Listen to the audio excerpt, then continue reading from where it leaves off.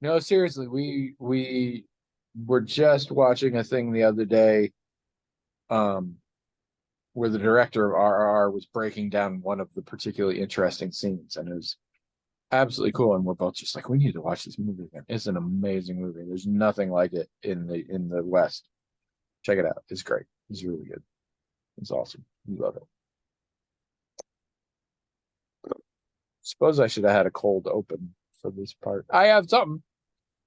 Oh, I actually thought this one was interesting because I mentioned it to Trish, and she was like, I don't think William's gonna like talking about that. And I was like, actually, I can see why you would think that, but I don't think that's true these days for a couple different reasons. But anyway, I find myself pondering something. I have a question. And unfortunately, it's a question that is on so many levels impossible to answer. But I find myself pondering it. And the question is as follows. And it's really sort of a grouping of questions, but it'll make sense. Setting I'm not talking about social perspectives. I am not talking about social norms, and I am not talking about orientations or preferences. I am talking about actual physical acts. I wonder if there is a change in the amount of sex people have throughout as time goes on compared to other time periods. And not just sex in general, but like homosexual sex or like specific sex acts. Because from a social messaging point, we are arguably in sort of the most libertine era of modern Western society, where people are much more open about having sex and are much less shamed compared to other time periods and things like that. But if there is one thing I have learned through conversations and stuff with old people and stuff, is that while many time periods in the past were very, the messaging was very like sex outside of marriage is terrible and you can't do that and it's all, whatever, people were still doing it plenty. And old people always like to talk about like you young people thought, and I mean I know weird stories about people who had flings that are back in the 50s that I'm like that's weird, but like, so we can never know, but I'm very curious, like, was there less, like, was there more or less or the same per capita like premarital sex in the US, say in the 50s, compared to like the 2010s? well, first of all, we overestimate the power of social messaging. We also I mean, I underestimate know it. I do. We also underestimate it. There are a lot of, like there are a lot of people that think representation doesn't matter. It certainly does matter, but it doesn't, it's not all powerful, right? Yeah, no. For all time, as far as we know, based on any research or any literature we can find from past eras and everything else, as long as there has been uh, like a popular social messaging in an empire type of situation, there have been people who in public acknowledge it and smile and nod, and in private. And Yeah, not yeah. only that, but there have been people who know that they're doing, like everybody knows that's happening, Yeah, yeah, yeah. but that's just part of the acceptable social fabric. Is in public you say this, and if it's okay if in private you do it, but you have to do it in private. A veneer, as it Yeah. were. So not only is there this two-tiered thing, everybody knows about it. And the only people that are really ostracized are the ones who try to break it, like, well, so and so does this all the time. Shut up. We don't talk about that. It's okay if they do it as long as we don't talk about it. Now, some societies, of course, wanted your public and private life to be the same, and they interfere in other people's private lives. That does happen in like Puritan societies and things like that. You get people paying attention, but there are a lot of cultures. I think we know this. A lot of 19th century culture was like this. Nobody thought behind closed doors everybody was being whatever. Well, Nobody thought that. these are the two examples that I specifically know of from history that I learned about. One is the Victorian era, where we all like think, oh, they were super repressed or whatever. It's like, yeah, that was the on the surface thing, but no, they were definitely getting down. And actually, it's interesting. The other interesting one is Puritan society, Sure. because, Some of them. well, two big things about like early American Puritans and stuff. By and large, premarital sex was okay. Mm, The big caveat being, if you get pregnant, y'all are getting married, right, right. and that's happening. And they also were aware of the significance of sexual pleasure, and specifically aware that for women, the clitoris was a big part of that. Some of them believed you couldn't get pregnant without the woman having an orgasm. Yeah, and that is, I mean, that's literally the word. The word we use for sexual repression is puritanical. Like, Yeah. and those, and these are the things I'm like, how, and you say like everybody knows this. Even today, I find people still surprised at individuals who maintain a certain social norm in public, and then they find out that privately they're not. So not everybody gets No, the no, no, no. memo. I'm not suggesting now we're like that. No, I There think are we are still like that though, in a Well, lot there of are some cases. things I think that are performative. Everybody knows the person doesn't think this, that, or the other thing, but it's performative and they expect them to do that. And they don't really think behind closed doors. But I think when it comes to, I And think we've had a really big rash of conservative politicians who were very homophobic, who then got caught in scandals where they were having sure. homosexual sex. But for a long time, I think in our culture, in American culture, I can't account for any place else, but I think for a long time in American culture, we've had this cultural expectation that there might be some things you can perform where everybody knows it's a performance and they don't expect, but I think there's a lot of things people expect you to be frank and honest about, Yeah. that they think that in your private, that they would be surprised in your private life, that you didn't adhere to. Um, and also I think social media has really encouraged younger people to put a lot of their private life, though mostly also performative, to put a lot of their private life out there. And sometimes I wonder if, the whole bullying thing, it actually encourages more disclosure, because the idea is I need to get out in front of my reputation, so that Yeah. I can keep it on the positive and people liking me. So in case someone comes along and says something bad, it won't, people will dispute Yeah. it and be on my side and things like that. And we are in an era where people will cultivate a reputation of being sexually active and sexually adventurous, and it turns out in private actually they are not. So we'll get the opposite now, That's especially right. in a lot of younger generations. It's That's like it's right. That's right. cool nowadays and stuff. And but we're never gonna have any on the ground data, especially in history, Right. of like Right. how much was actually. And so I find myself wondering, because there are some things that, because of my socialization and because of media and things like that, there are certain aspects that I know happen in modern society with regard to sex that I'm just like, I just can't imagine like people in the 1930s doing that. But I'm Hmm. also like, but we didn't invent it. So Well, I think one like thing you can, like people have been giving blowjobs way longer than the term blowjob. And yet the idea of like somebody in like Roman times giving a blowjob just seems really weird to me. yeah, we're kind of conditioned to think that way, I think. But Right? Right? one thing we can observe with people today is that if someone wants to do something, they're going to find a way to do it. And that's probably been true of humans for all of the last 300,000 years. So even if your thought about a certain era is that they wouldn't like a certain thing, which sometimes you don't even know that, you just think that for some reason. Yeah. But let's say you knew for a fact that it was like forbidden and nobody should do it. There were people doing it, and there were some people just trying it because it was forbidden. So Yeah. that's just always been true, probably.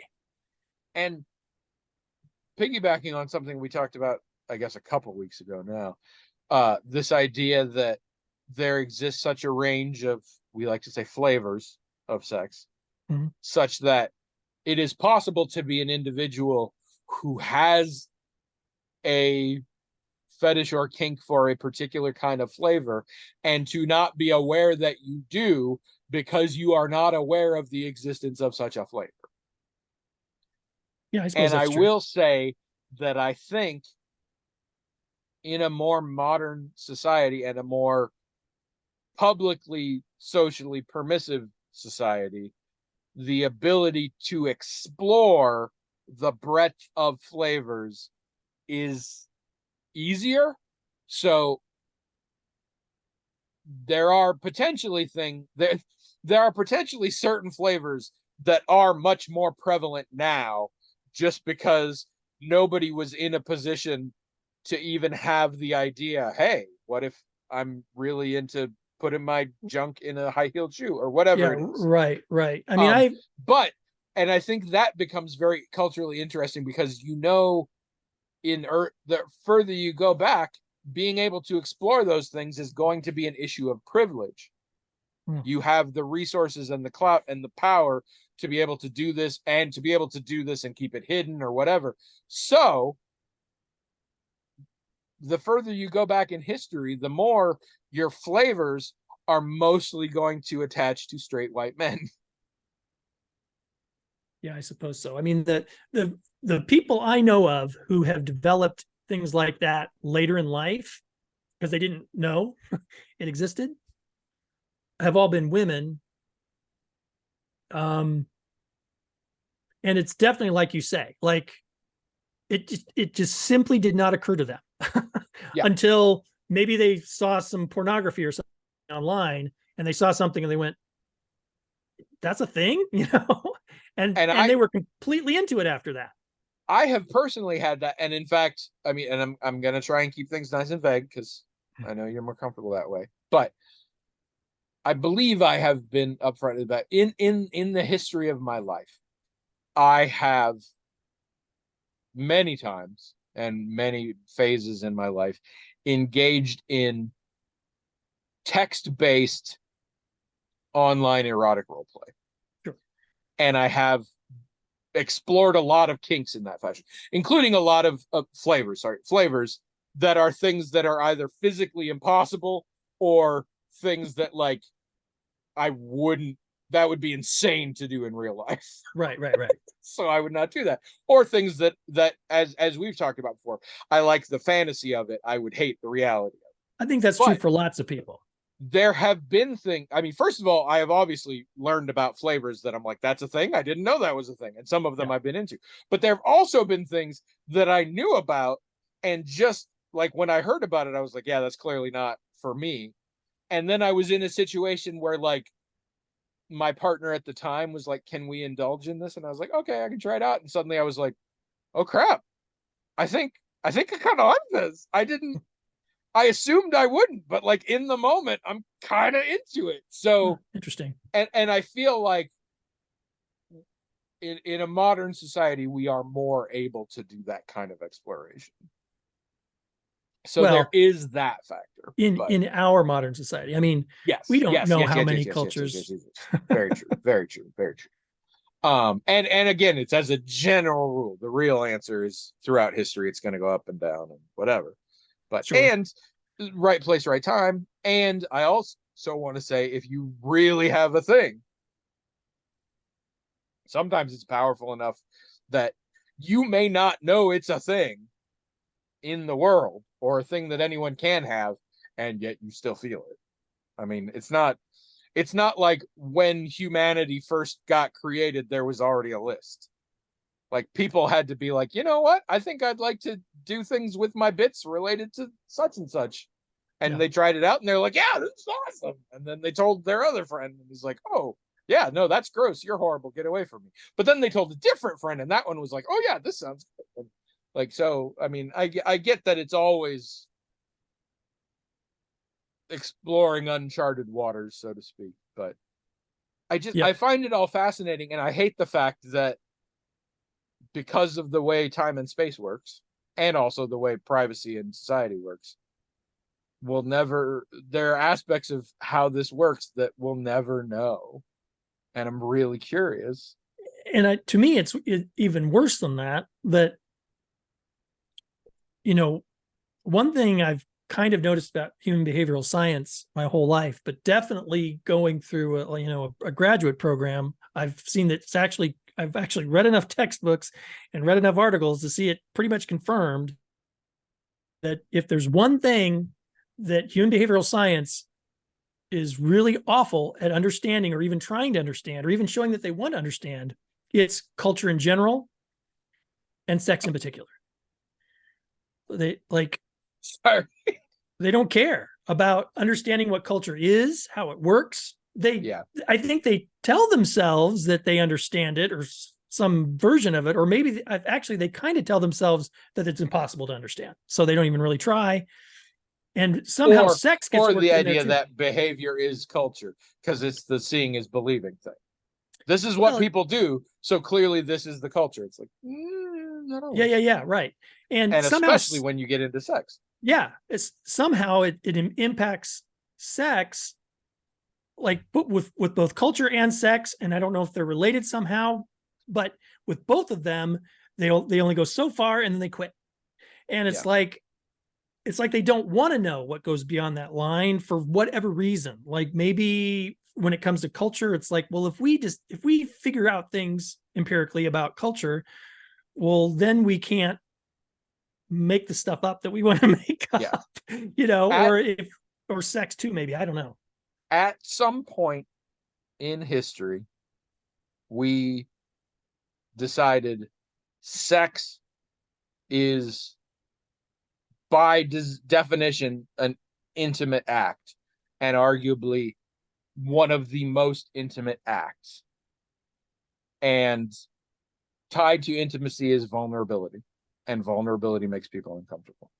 Now, the reality is I see how we got there. And this has been going on for centuries, millennia. Right. So I feel that way too.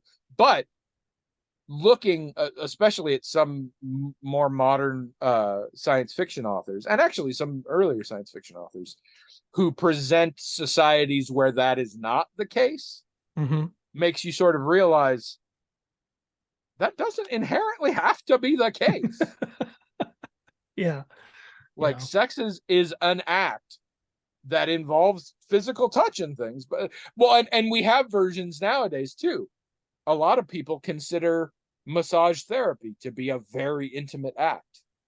And other people consider it to be no more intimate than going to your doctor and getting a physical. Which admittedly we also have issues tied into physical contact and nudity and how that ties into intimacy, but that's or anything. So I think that's part of it, is whether we're aware of it or not, we're uncomfortable about sex. And so we don't focus as much, but I don't know.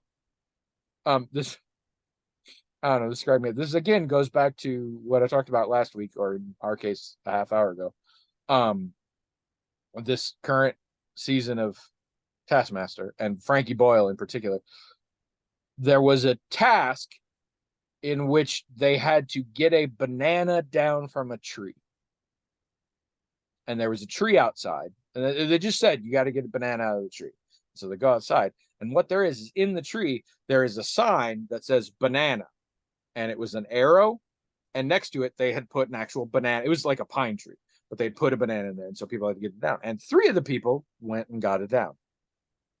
2 of the people didn't see the actual physical banana. They saw the sign, so they got the sign, and they thought that was correct. And there became this huge debate amongst the contestants over whether that should count. And Frankie Boyle in particular is like, the whole way we operate is words are symbolic of the things, and a physical sign that says banana is essentially a banana. And there was lots of debate about this. Whatever. Episodes later, there's a task that involves collecting a bunch of pineapples. And it was very complicated. There were some pineapples floating in the water, but they weren't allowed to leave a certain spot, so they're trying to find ways to get it. And the big joke was actually around the corner were a bunch of different kinds of pineapples just sitting there. And it was different kinds. There was an actual pineapple, but there was also like a metal sculpture of a pineapple. There was also an inflatable pineapple. There was one made out of cotton candy. There was a can of just chunks of pineapple. And these are all pineapples. So one of the contestants got this idea and got a pen and paper and drew like 13 pineapples. And so the question of whether this was going to count came up. And the contestants who didn't do this were like, oh, fuck no, no, no, no, no. And the contestant who did it was like, earlier, Frankie argued so strongly that a sign that said banana was a banana. And Frankie perked up and he says, and I'm not going to argue it again.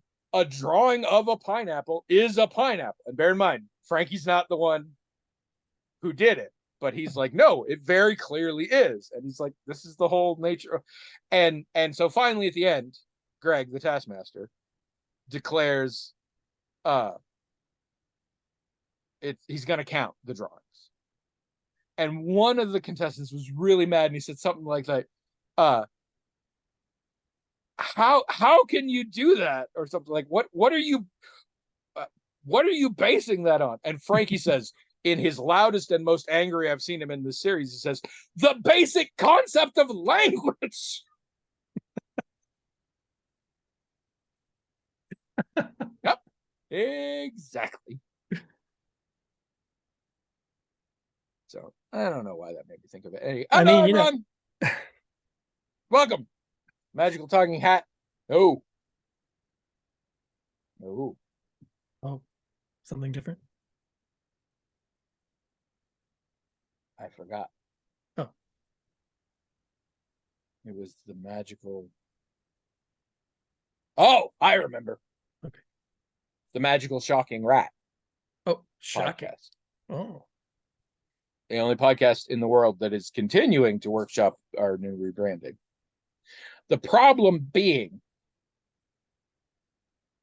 I very clearly thought of this beforehand and had to very carefully think now about it to remember it, which really undercuts the joke when I now say, oh, wait, I think that's just Pikachu.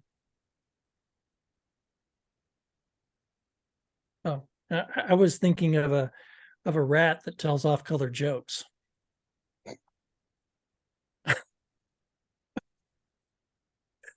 So I was way off, I guess. I'm just seeing Rizzo from the Muppets being like, you know what the problem with women is? Right. That's, yeah, something like that. Or how Chucky, have you seen those documentaries about the original Chuck E. Cheese where Chucky was like this, had this Jersey accent and he would tell these jokes or whatever? Shocking recently, remember I told you before about Cece's World, the channel where he takes like horror movies and sort of comes up with an overarching story that kind of makes sense? Yeah. Well, a long time ago, he, as a joke, did one about Chuck E. Cheese. That was sort of in the Five Nights at Freddy's, and apparently it was really popular. So recently he did one that I watched about Grimace from McDonald's. I watched that. Yeah. It's pretty good. The history, but the actual legit history of Grimace is kind of fascinating. Yeah, it's pretty weird. He originally had 4 arms and was a villain. And also, this is the thing that because I knew about the villain thing. I did not know about the 4-arm thing. I didn't either. I didn't know about the evil thing either. There is a strong bad email in which he said they are talking about something, and he says it is very rare and difficult to find now, like such and such, or 4-armed Grimace. Oh, he says that. Which I always just assumed was a joke he pulled out of his ass. But it's a thing. It is a thing, yeah. Which reminds me of another story. But first, I should say I'm Tony. Oh, and I'm William. This is episode 645. Real long intro. Okay. My world got rocked yesterday. Hard. So, I want to talk for a minute about Valerie Harper, the actress. Mm-hmm. Best known, I think, for playing Rhoda on the Mary Tyler Moore Show, and later the spinoff Rhoda. Yeah, I think that is what she's best known for. I am a fan. I have always kind of been a fan of hers. And I was sad that she died and kind of wished she had not died as soon as she had so that we could see more of what she was capable of. Right. And I'm mentioning this to my sister yesterday on the phone because I am again talking about that Being Mary Tyler Moore documentary that we watched recently. I think I talked about it a few weeks ago that I still recommend. Max, it's funny. Recently, a friend of mine got Max, and I was giving her all my recommendations. And for movies, I just had documentaries. Like I couldn't think of other ones that are on Max that I wanted to recommend, but I was like, the Tina Turner documentary kicks ass, the Mary Tyler Moore documentary kicks ass, and the George Carlin documentary is way too long, but also is really fascinating. But so we're talking about this, and it eventually leads us over to Betty White, of course, and it eventually leads us over to the show Hot in Cleveland that used to be on TV Land that Trish and I watched, and about 3 seasons in, we kind of bailed, not because it wasn't good, but the plots started seeming like we've seen this before kind of thing. They seemed to be running out of new material, and we just got bored, so we stopped watching. But they had guest stars on there that was a lot of people from these old shows and things. And Mary Tyler Moore in particular would show up. And she was, I think Betty White's character was in prison at a certain point, and Mary Tyler Moore was like her cellmate. And it was fun because they were these like hardened criminal things. But apparently, in a late, like one of the last episodes in the last season, they came up with an excuse and they basically brought in every surviving member of the cast of Mary Tyler Moore on an episode.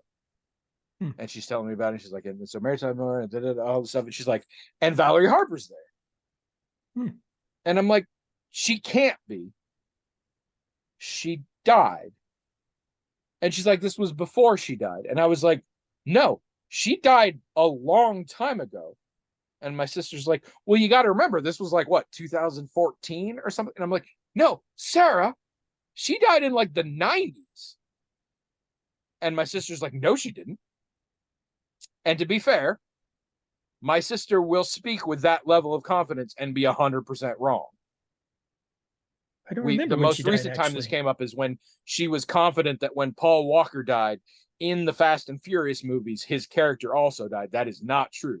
His character is retired, even though the guy's dead, and it's made for some really awkward moments in that series. But whatever. But so I'm talking to her on the phone, so I'm like, well, fuck it, I'm gonna look it up on the Wikipedia. So I look it up. Here's what happened. In the mid 80s, Valerie Harper got a new sitcom called Valerie. 2 seasons in, she's gone. And her character in the show died. Sandy Duncan came into the show as like a relative or something. Yeah, I kind of remember that. Became the mother figure for this. Yeah, I remember that. I watched this show. And I apparently, because I would have been like 10. Oh, you thought she really died? Apparently. Oh. She died in 2019. Oh, I thought it was like 2000, I don't know, 14 or something. 2019. Huh. And I thought she basically died in 87. And up until yesterday, I believed that. Wow. Mind blown. And I'm immediately like, so there's decades more of her stuff that I just have never seen. So I'm immediately looking up what she's in. I'm fine. Like she hasn't really done much except some like reality TV and shit. I guess, why did I think it was like more like absolutely blew my mind. Well, I mean, I think when I think 5 years ago, for some reason, I still think 2015, even though 5 years ago would be not that. So I don't. Yeah, no. But also, it's kind of funny because what actually happened with that show is essentially they pulled a Roseanne and the Connors thing. Because what happened, and Wikipedia was not clear on why, but to the end of the second season, Valerie Harper was fired from her show with her name on it called Valerie, and yet they kept the show going. And in I do. fact, she sued Laura Marr over it, and it was a whole Yeah, deal. I I remember don't know when that why she happened. was fired, but I that's don't either. bizarre to me. I remember, all I remember is she left the show. I knew she wasn't actually dead or Apparently, whatever. apparently she was booted out the show. Wow, I didn't even know that. I thought But she just I decided guess to I leave was or a something. kid, and in my head, She must have I really just died. was Yeah. like, she died. Well, and there have been plenty of sitcoms where people died, and then in the show they died. John Ritter, one of the dudes on Suddenly Susan, all sorts of stuff where they've done that. Um, Coach on Cheers. I'm pretty sure that's how that went down. Mhm. Um, Mhm.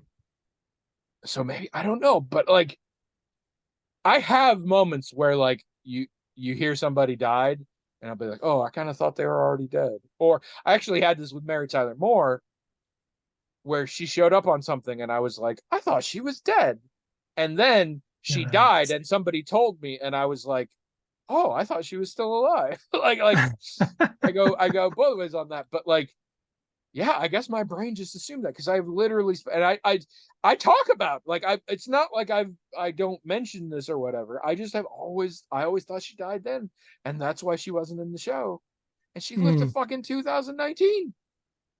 It's insane. It's crazy. Yeah, I often will hear someone passed away, and I was sure that, I mean, not in maybe in the 80s or 90s, but I mean, I was sure somehow I had it in my If head it's they a already recent passed. one, it's usually a they haven't really done much, and I never really cared that much about them, so whatever. But um, yeah, it's crazy. All right, I want to talk. I have another topic real quick. It's the last thing on my list, and you're gonna love this one. Hmm. I'm not even lying. So apparently, okay, we're gonna tiptoe here. Frankenstein, Mhm. the movie, Which movie? the oldest one that's not a silent film. You probably mean the The 1931 one that, I think so, yes, yeah. and its follow up, Bride of Frankenstein. Okay, so the 1931 and Bride of Frankenstein, yeah. Yes, both directed by Did Whale, yeah, he probably directed them both, right? yes. So apparently, starting in the 70s and continuing on to now, I wouldn't say there's a consensus, but there is a large faction, a significant faction of people who are film students and things like that, who now see those films as an allegory for homosexuality. Yeah, I've heard that. I never knew this, and it tracks really well. But yeah, I've never heard about this, and apparently it's because Whale was apparently openly gay I in think that so. time period, which was Mhm. like how do you do that? That's insane. Isn't Gods and Monsters Um, about him and oh, is it? I think so. And I've what's seen his, Gods and Monsters. I didn't remember that's who it was. That would make sense. That would make a lot of sense. oh, I thought that was about him. Maybe it isn't. I'm sure it is. Well, it makes sense because yeah, they're talking about. Oh my god, I'm such an idiot. I don't know how I ever never put this together. The reason it came up is the Scaredy Cats guy. Remember, I've talked about. I shouldn't say guy. The Scaredy Cats person who does the horror movie things. I think I talked about him before on here. I think so, yeah. They are currently doing going through and looking at the Reanimator movies, Mm. and they are seeing a similar through line. Wow. Hmm. I've never Because watched the those, but Reanimator movies involve two scientists, one of whom is Herbert West of Lovecraftian fame, and one of whom is ostensibly sort of the hero of most of the movies, and they work together, and it's a constant struggle of the nice one like saying this is horrible, we can't do any of this terrible stuff anymore, and the other guy sort of bring it back, and he maintains that there's very much like in general, the Herbert West is not a sexual character in the thing, but he definitely like is obsessed with this guy, and like because that guy always ends up with like romantic partners within the film, and Herbert West is always like very obviously like sabotaging those burgeoning relationships and manipulating to stick around. And the guy's like, I think he's kind of in love with him. And then later he's like, I'm not sure he's capable of love, and there's a sociopathic thing, but like I think he wants him. And this is the thing. And he brings up, he's like, this strikes me very much as how it went. And Bride in particular, because that's the thing of you're essentially artificially creating the heterosexual lifestyle that you're supposed to have, and that kind of thing. And so he was drawing some of the things, and I was just like, wow, this is amazing. And I find it vaguely interesting we've never talked about this before, because this shit is your jam. Yeah, I mean, I like those. I mean, I don't think they're based on Mary Shelley at all, but I think Yeah. I think for as their own thing, I think they're quite amazing, especially for their time. I like watching them, and I'm very interested in them. I think the second one's really even better than the first one. And I arguably, I mean, when people talk about that aspect, of Whale's influence, his personal life influence on the films, I think they generally think the second one is very much more, he's very much more It's a putting. little bit more explicit because you literally are comparing and contrasting Yeah. And there's man another versus scientist woman. involved that, that he has the two scientists that have a kind of relationship there too. And just the whole thing.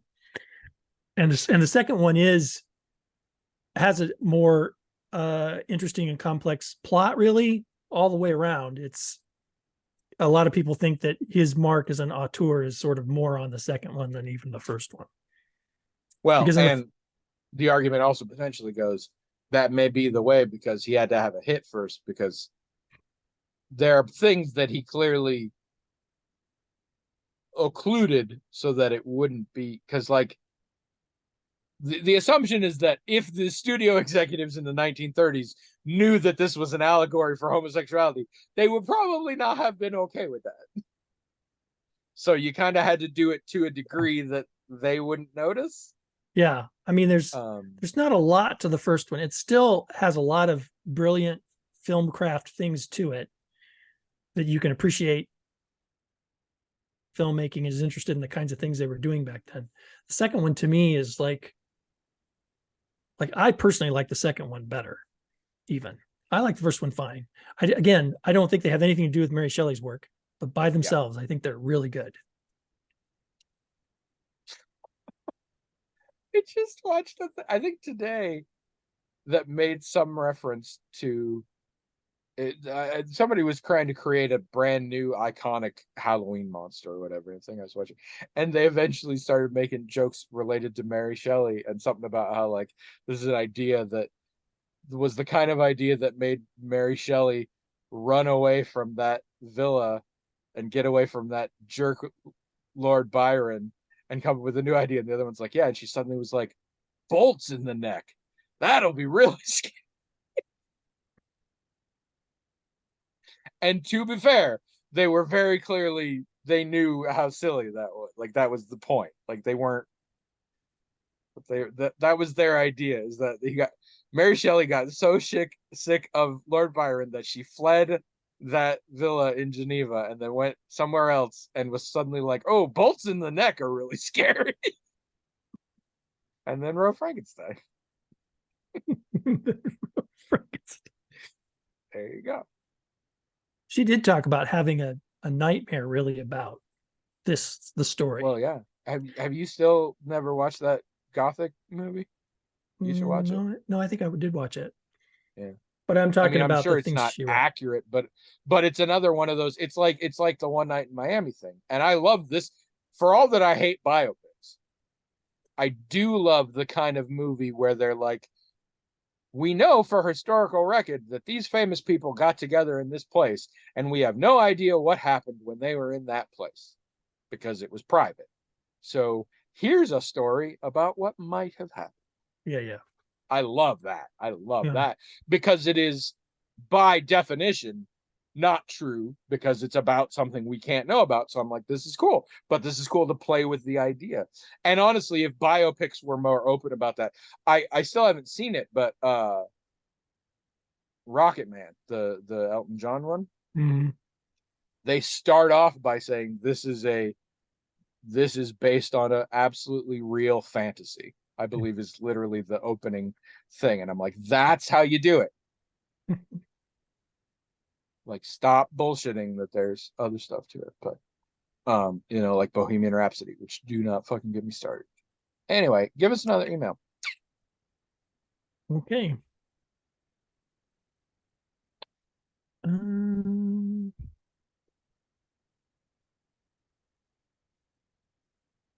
Jazz, the subject is symbolic reasoning versus analogy. Jazz has got me inside my own head bad. For those of you who don't read the blog, first of all, shame on you. Second of all, we're still watching Station 11, and Jazz gets on there and is like, I stopped watching it when a certain thing happened in the series. And I don't want you to tell me, Jazz, because I want to see. But like, I'm really scared now because I'm warming to the series. I'm about 3 episodes in, and I'm enjoying it. And I'm like waiting for that shoe to drop.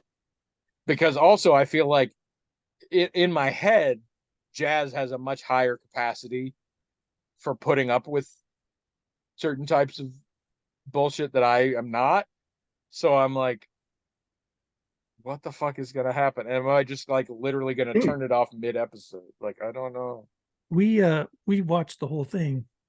Oh, did you Mm-hmm. I guess recently? I should. Yeah, I guess I should have mentioned that. You had one job. I know. And And I mean, no spoilers, but I didn't have I I'm not even sure.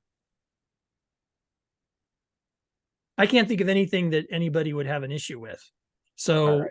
So either I'm after we're done, the three of us will have an email on this topic like because I want to be am sure. I, I maybe I'm a monster. I don't know. I mean that's a given, but our second episode, Trish was very unhappy with it, and then we sat down and sort of talked about it afterwards, and she liked it better. And then the third episode is a very sort of different one, and it felt to me from a film craft perspective sloppier, but somehow I think I enjoyed it even more than the others. I don't know, but I'm very curious to see where it's going to go. Max has a thing on some of theirs where they have a little sort of after the episode thing where they like talk about it and deconstruct it and stuff like that. Doom Patrol had that, and I didn't used to watch it, and then I started watching it, and I was glad I did. In a show like Station 11 that is really sort of esoteric in a lot of ways, it's very helpful to essentially debrief Yeah. afterward. I take it back. I can't think of one thing. All right. Well, we'll see. Once we finish it, I can't think of one. we should totally talk about it, but not on the air because we don't want to spoil it for other people. But All right. anyway, So she says I was Jess, huh? Oh yeah. what's the She says subject? symbolic reasoning versus analogy. Oh, yeah. I already said that. I remember. She says, I was listening to an interview with Jeffrey Hinton, sometimes called the Godfather of AI. I think I know who that is. And was interested in the distinction he was making between symbolic reasoning and reasoning by analogy. I'm not sure I completely get the distinction, but I think it's something like this. If you were teaching a child to understand the word cat, you might show the child pictures of cats. But then when the child is shown an actual cat, you would expect the child would also understand this to be a cat. Like, so in other words, the kids saw the picture of the cat, and now when they see the live cat, they understand that's the same as what was represented by the pictures. And in fact, you can show people quite abstract representations, but they will still recognize what it is because we think by analogy. So in other words, here it's like a cat. So therefore, so you could show a kid not a very good picture of a cat, not a photograph, like someone drew a picture of a cat, and the kid will know, oh, that's what this is. That represented this. Because we think by analogy. A computer which has been given a huge amount of data on what a cat might be and not given rules for organizing the data,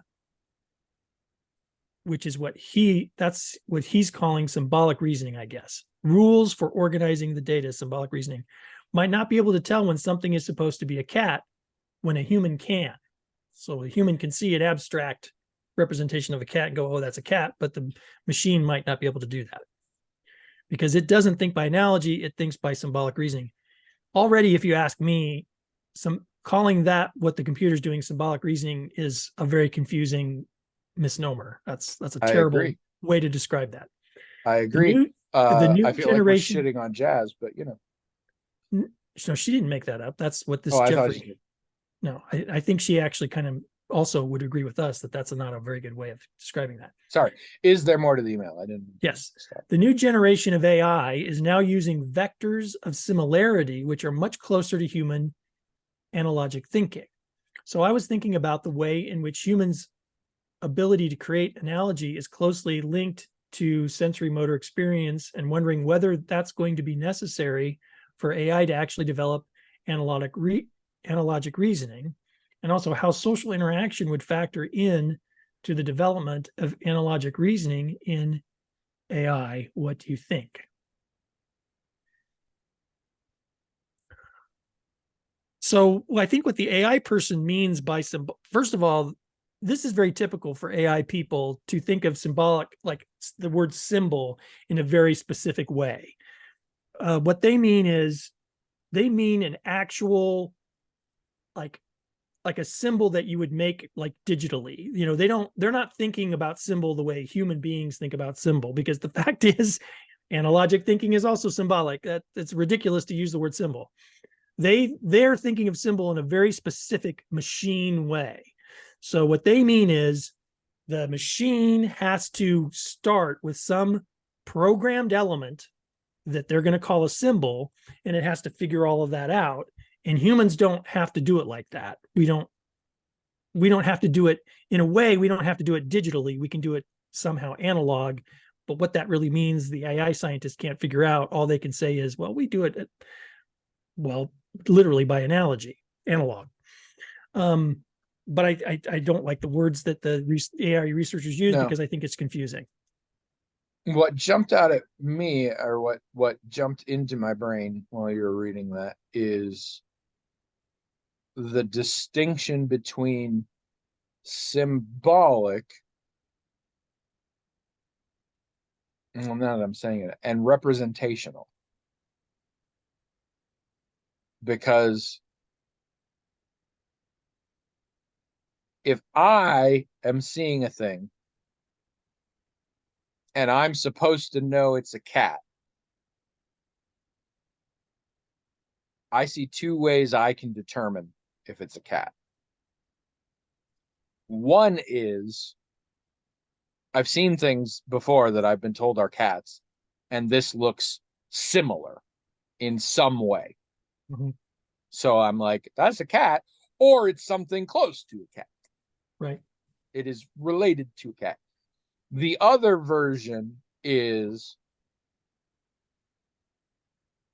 you showing me a thing and it's just an X, but I have been told X is a cat. So I see a thing that says X, I'm like, that's a cat. And I don't necessarily mean it's literally a cat, but like that's a picture of a cat, because I have been told that pictures of X's are pictures of cats. And to me, the second one is symbolic and the first one is representational. Is that all bullshit? Depends on how you're defining your terms. Which is William speak for yes.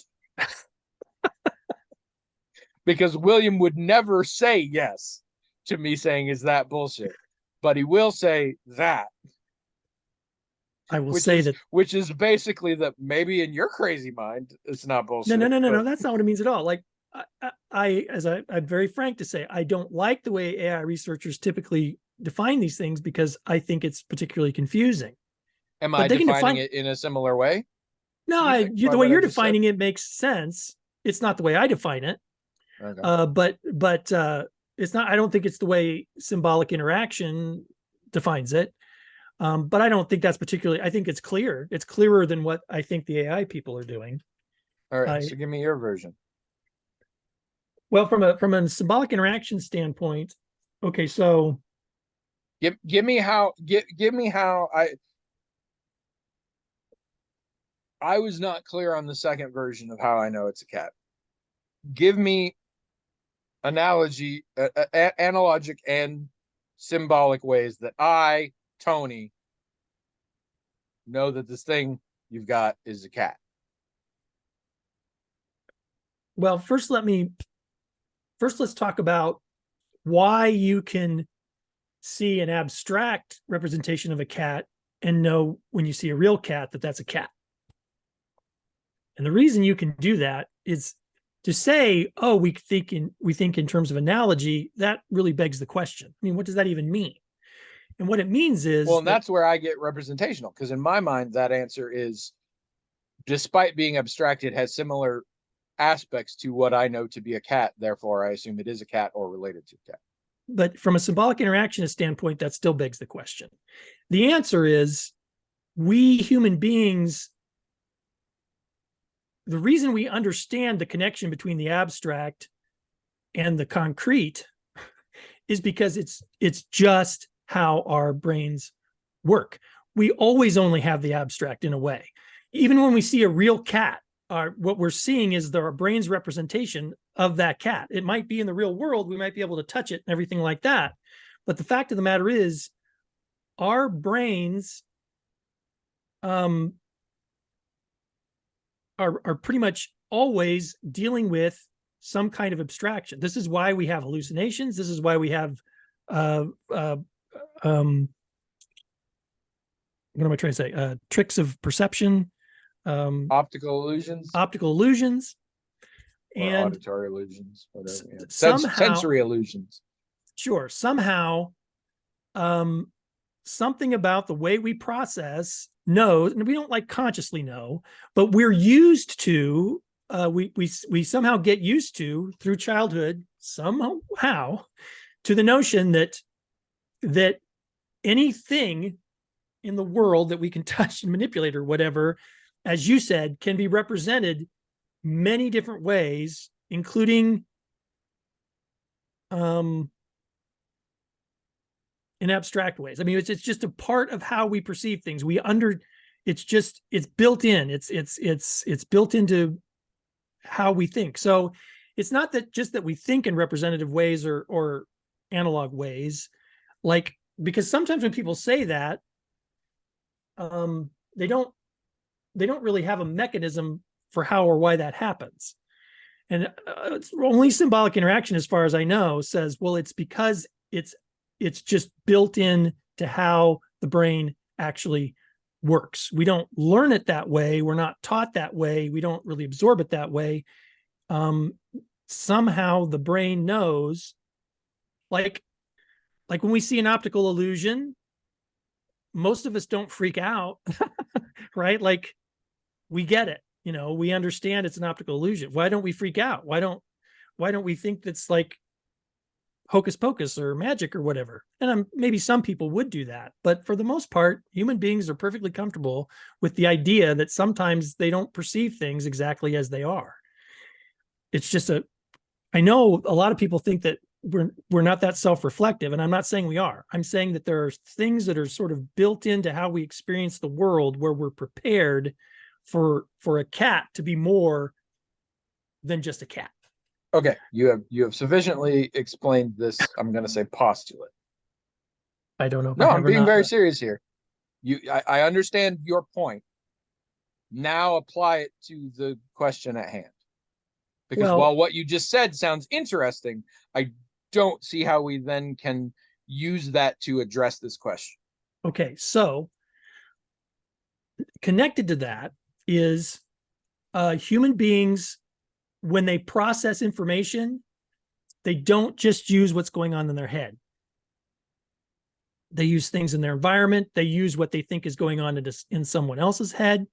For example, when you're in a movie theater, and you're watching a comedy and everybody else laughs, you might laugh too, but you're not just copying them or just Yeah. going along with them.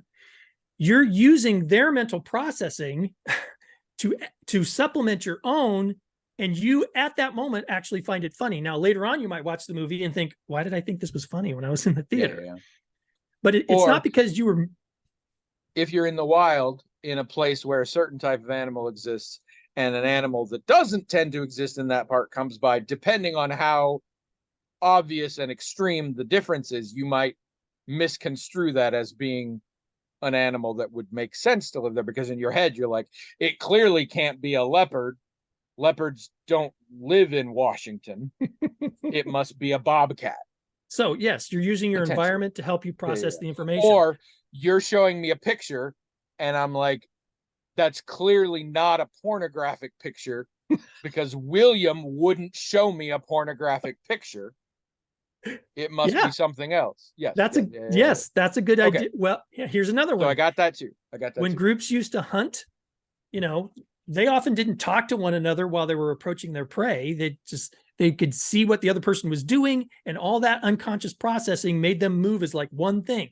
So your brain is processing things through the environment, but also through what you perceive is going on in the brains of other people. Yeah. Computers don't do any of that. Okay. It's all just in here. So you've got to make the computer. So she's talking about social interaction. It can't just be like this kind of social interaction, like reciprocal talking or whatever. You can't just work with respect to something. You have to be able to work with it. And to work with it, you have to let the processing that's going on in the environment, and like even in the, so like as you and I are talking, I'm not just taking in my environment or what you look like. I am trying to guess even what you're thinking. I'm trying to get into your head, and I'm using that to inform what I say and do. I don't know how you get a computer to do that, but until it can, it's not going to process things in a way where it right now computers can, it's only what you put something in and something comes out. Now things can emerge, like it can think of things that you didn't program, but only because of the algorithm that you did put in there. As a combination of what's in. Right. I have always, and maybe I'm not wrong, I have been dabbling in AI image generation, a little, playing around with it. And I guess I've sort of always assumed the current state of AI, I largely assume operates on more robust versions of how a search engine operates. I think that's mostly correct. Yes. So like for image generation, for example, I am typing in things and the engine in question has just tons of data on images and the words attached to those images. And so it's like, he said that word. And most of the time when people use that word, it corresponds to this aspect of an image. And so I said, this word, this word, this word. These are the most common things associated with those. And I know how to put them together. Here's an image. Yeah, that's how I've assumed it is. And so in that process, it is just actuarial. It's just a spreadsheet. It's just math. Well, and it might be that humans even work a little bit that way to make a first draft, right? To like put something on the paper. But after they have the thing on the paper, they can do more creative things with it. And then we also get into the neural pathways in the brain, and the more you use a neural pathway, the more likely you are to use that neural pathway again, et cetera, et cetera. There's all that, right. What you are saying is there is another point. What I don't enjoy about this conversation, besides the company, is we're stuck at a dead end, because what you're saying is humans have an increased capacity that they just have. And that's a non-starter in discussion. So can you give us any insights? Does anybody know why? Has anybody got any theories as to how or why at this point, or credible theories? Okay. So there, and keep it short because we're nearing the end of time and I really got to pee. So you do have a lot of people who look at AI as a from so everything I'm talking about is an interactional and social thing. There are a lot of people who think of even human intelligence as being super individualistic, right? Like we develop these things as individuals. Of course, we don't. The whole, how do I know that my version of red is the same version Yeah. of red you're So seeing? they're so focused on AI emerging as an individual entity that they'll probably never figure it out, because that's not how intelligence seems to emerge as far as we know so far. Now, there are AI people who are saying, you know what we have to have is we have to start with something that is an infant. We have to start with something that's like a human infant and let it grow up, and let it grow up in the same way that humans do. Like, not either we have to do that to figure out how it really works so that we can make AIs that don't have to do that, or to discover that all AIs have to start that way.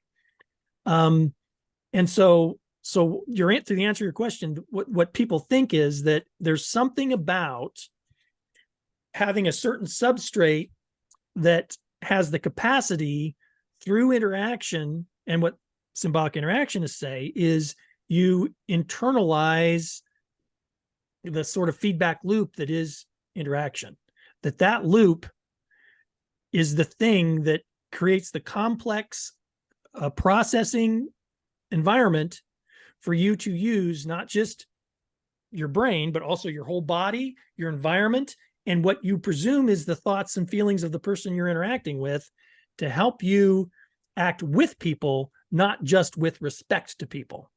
So it's not impossible in theory for an AI to have human level intelligence, but it's starting to be suspected that for that to happen, it has to develop in the same way that human intelligence has emerged evolutionarily through all of the different forms, and still how it emerges from infants to adults. It's kind of the same process, just with infants. You know, what the infant shows us is pretty much how evolutionarily it took place over millions of years through different forms too. But okay, so if I'm in a situation where I've got an AI that operates the way I described, yes, and at the end it generates an image for me, mm-hmm. and then let's say the coders or whatever have put in a component where I then say, yeah, that was a good job, or no, that was bullshit. You kind of can do that. Is that not, admittedly on a dumbed down level, a simulation of that feedback loop? Sure. Simulation but, of it. And crucially, there is a human component to that. Correct.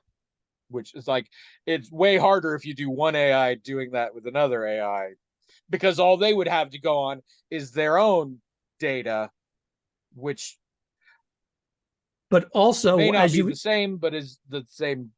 But also is taught the same way. And yes, and also as you keep interacting with the AI, saying, "Hey, good job," or "No, do this," you're going to run into situations where, okay, that's not what a person would say or do right now. Like when I interact with image things, I get very frustrated because I can give it very basic instructions that it does not understand, that a human would very easily understand. But this is a critical thing. Artificial intelligence is the term. Mm-hmm. The term is not artificial human intelligence. Well, there's usually considered strong AI and weak AI, and strong AI is usually supposed to be equivalent or near equivalent to human intelligence, and weak AI is just smart machines. I mean, I guess because my thought is like, we can conceive of an alien intelligence, so why can it not be that? But I guess since we don't have an example of an alien intelligence, but we have us. I mean, that's what I mean. Our only definition of intelligence is human, because we don't have another example, even though we can conceive of the idea of another example. We don't have one. No, and the only comparison we can do is to human intelligence. But humans did emerge spontaneously from a substrate. So there's no reason to think that a different substrate, it couldn't emerge from that. But how does it do that? That's the question that nobody knows the answer to except by looking at humans. But how do we replicate that in a computer substrate versus a biological substrate? We don't even know how to get really meta, because the concept of intelligence is by definition a human invention. Right. And like we can't And even so we can't even take near human intelligent species and like lift them beyond that or whatever. We can't even uplift, do that. yes. Yeah. So I mean, we know broadly speaking how it happens in human beings. It just happens through human interaction. But so some people are thinking, well, what we need to do is we need to get a machine that has, at least analogously, has the same number of neural connections that a human has, so we can at least replicate the structural whatever. Yeah. And then have some basic learning substrates that we're pretty sure are mostly what a baby or at least a chimpanzee would have, and then have some kind of interactional protocol and interact with them like we would a child with this learning algorithm and enough neural connections, and see if it just magically happens. Who knows? And we make a Five Nights at Freddy's. So most of you are asleep now. If you're an artificial intelligence and want to comment on this, go to the blog, themagicaltalkinghat.com. Talk to us about it. If you're a natural intelligence, you can also go. Also, if you're really dumb, still go ahead, go to the blog. Tell us your thoughts. I found this really interesting. Again, present company excluded. Like, why couldn't I be like Jazz? What's your schedule like? Yeah, We maybe could switch out.